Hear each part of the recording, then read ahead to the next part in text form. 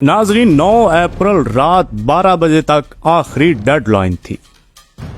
कौमी असम्बली का इंतहाई अहम इजलास जानबूझ के आखिरी वक्त तक खींचा गया।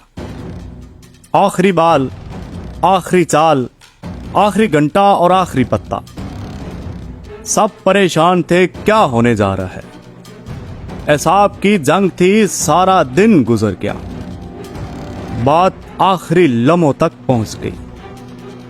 ठेकेदारों के एसाब जवाब देने लगे, इन्हें सारी मेहनत जाया होती हुई नजर आई। जो अब तक बस से पर्दा छुपे बैठे थे, उन्हें मजबूरन सामने आना पड़ा, एक्सपोज होना पड़ा।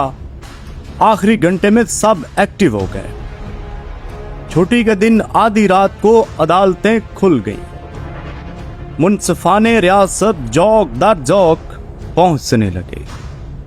सारी अपोजिशन आधी रात तक कौमी असम्बली में बैठी रही। कैदियों वाली गाड़ियां पहुंची, लॉ इन्फोर्समेंट हरकत में आई और सब कंट्रोल किया जाने लगा। यही वो वक्त था जिसके लिए कप्तान ने इतनी लंबी एसाबी जंग लड़ी, इतनी ज्यादा मेहनत की थी। कप्तान ने मीडिया को बुलाया। सोशल मीडिया पे सब लाइव जा रहा था, अंदर की खबरें बाहर आ रही थी। कप्तान ने मानी खेज मुस्कुराहट के साथ पूछा, कोई रह तो नहीं गया जो मेरे खिलाफ ना हुआ हो?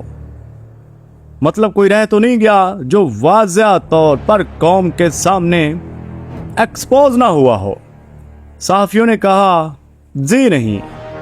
वो उठा, डायरी उठाई और विक्ट्री का निशान बनाता हुआ अपने घर की तरफ रवाना हो गया। बज़ाहिर हार के जा रहा था, मगर हकीकत में यही उसकी जीत थी। वो सब पर्दा नशीनों के मुंह से नकाब नोच के जा रहा था। वो सबको बेनकाब करके जा रहा था। वो सब बिकाऊ और मुफ्त खोरों को बीच बाजार नंगा करके जा रहा था। वो कौम को असल मुजरम, असल गद्दार मीर जाफर दिखा के जा रहा था। उसका मकसद पूरा हुआ। 75 सालों से पर्दे के पीछे बैठे असल हरकारे कौम के सामने एक्सपोज हो चुके थे।